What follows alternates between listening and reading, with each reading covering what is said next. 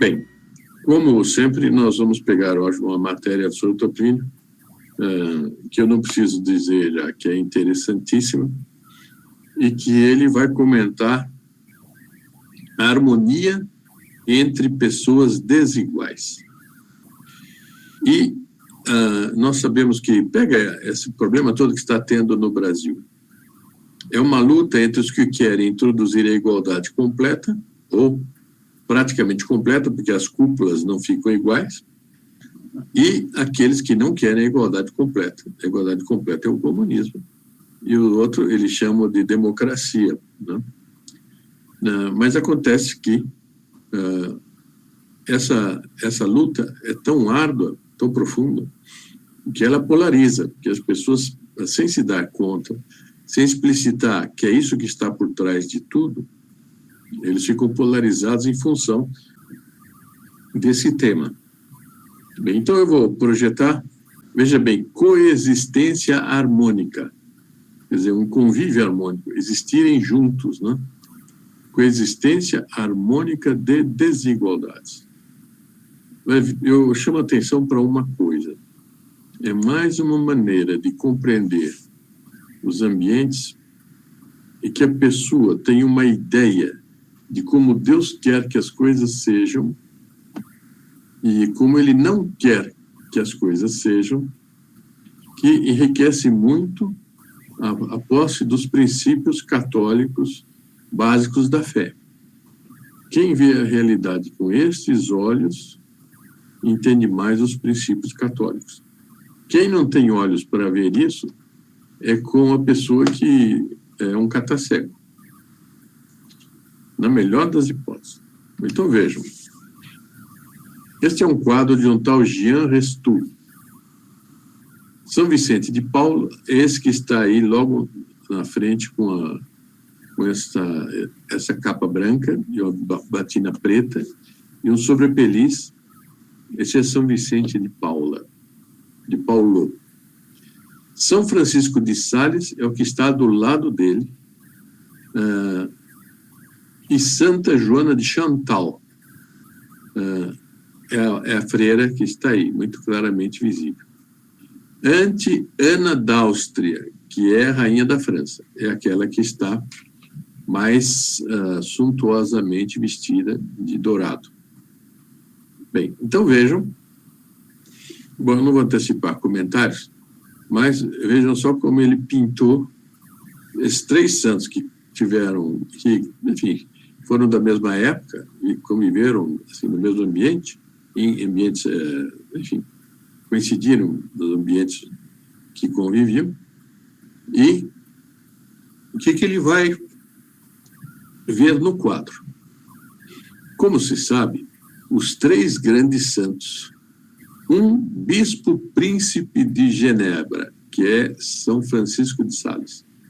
Ele está com o traje de bispo, a cruz no peito, esse é São Francisco de Sales.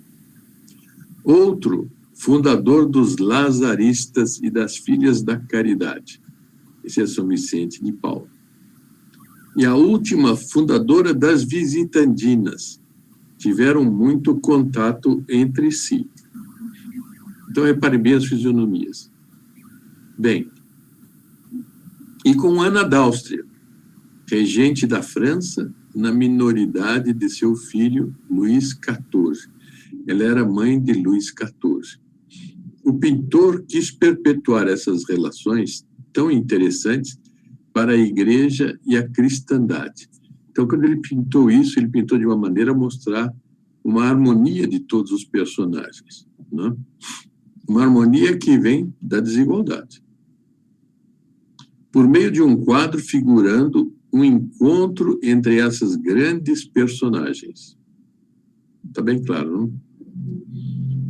Ao centro da cena está, numa justa homenagem, à Majestade Real Ana d'Áustria. Quer dizer, ela está no centro, ela é debaixo de um certo prisma temporal, a personagem mais importante, e ela é, num certo sentido, o centro do encontro.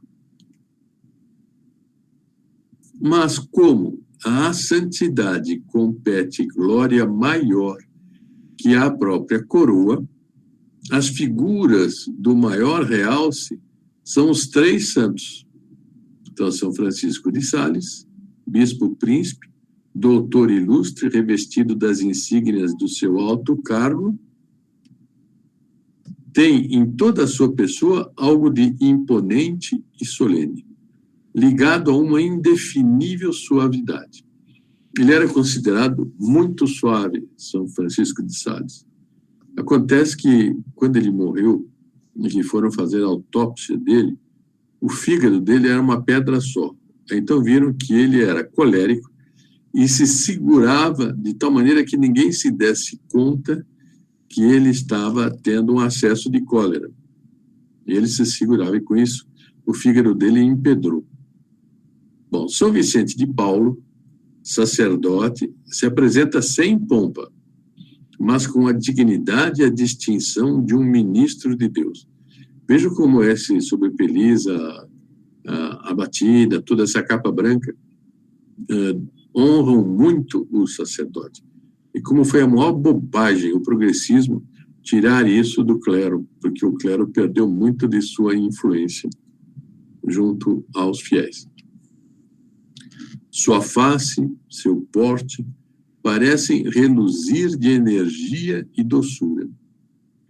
Santa Joana de Chantal, membro da Igreja discente, aparece toda recolhida em seu austero hábito de religiosa, em atitude de veneração ante tão ilustres e veneráveis personagens.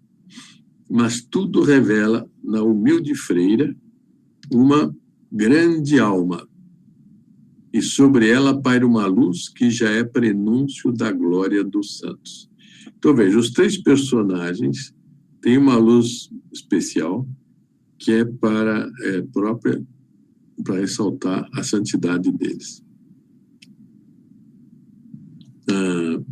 Desigualdades de toda ordem, de situação na igreja. Então, nós temos um bispo príncipe, temos um padre comum, temos uma freira, né? E a regente, a Ana d'Áustria, ela é uma fiel. E na sociedade civil também, de talento até de virtude. Quer dizer, então, desigualdades de toda ordem, de situação na igreja e na sociedade civil, de talento até de virtude, se apresentam nesse quadro como harmonicamente coexistentes. Então, a Ana d'Áustria, por um lado, ela é civil, mas o próprio São Francisco, São Vicente de Paulo e o São Francisco de Sales, eles têm também cargos. Um é príncipe, bispo príncipe, e o outro é uma pessoa do povo que ficou, mas ele que ficou agraciado com os sacramentos da ordem. Então, eles estão todos dignificados, tanto no campo religioso da igreja quanto no campo civil.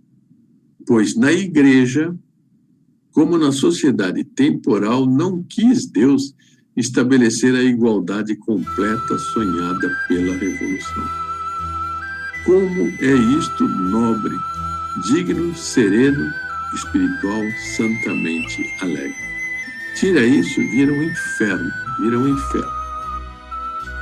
E tão diverso das carrancas do ar maciço e agressivo que domina os ambientes soviéticos. Ele escreveu em 61 isso. Tão diferente, por exemplo, da atmosfera carregada de gracejos, soezes é vis, né? E ameaças que pairava quando recentemente Khrushchev fez a crítica da agricultura soviética. Eu não sei qual foi a crítica que ele fez. Mas vejam que, olha a expressão, veja só a expressão.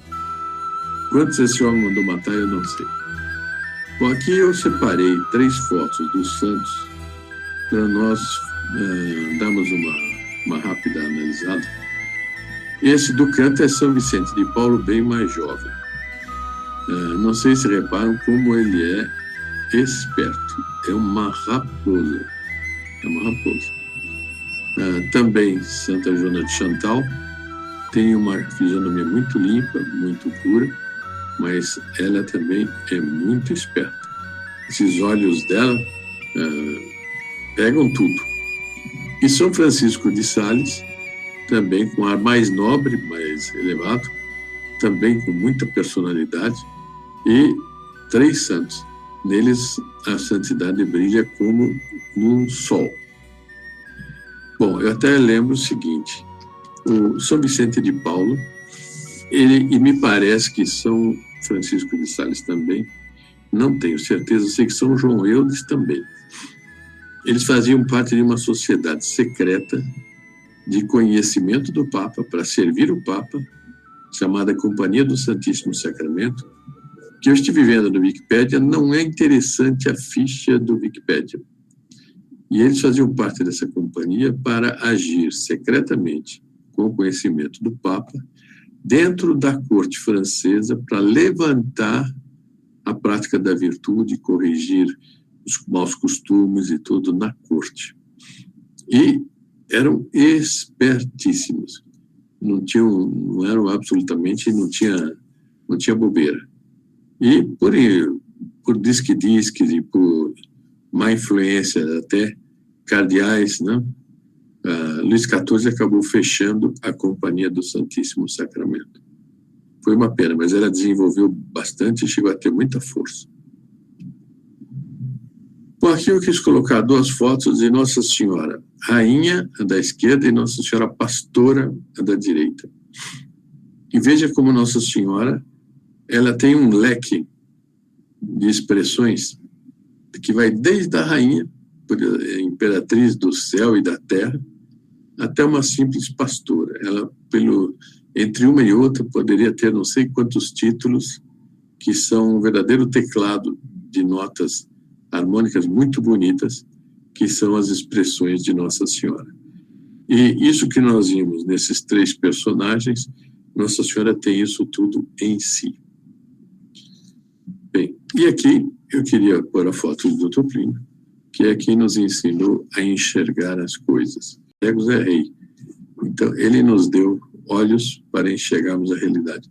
Quem não compreende a realidade assim, vive fora daquilo que é na realidade, daquilo que é a realidade.